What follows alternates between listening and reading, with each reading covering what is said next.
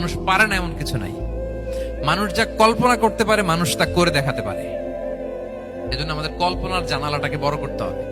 I repeat, মানুষ যা কল্পনা করতে পারে, ইমাজিন করতে পারে, সেটা মানুষ করে দেখাতে পারে। ওই ক্যাপাসিটি দিয়ে আল্লাহ তাআলা মানুষকে তৈরি করেছেন। সুবহানাল্লাহ, সুবহানাল্লাহ।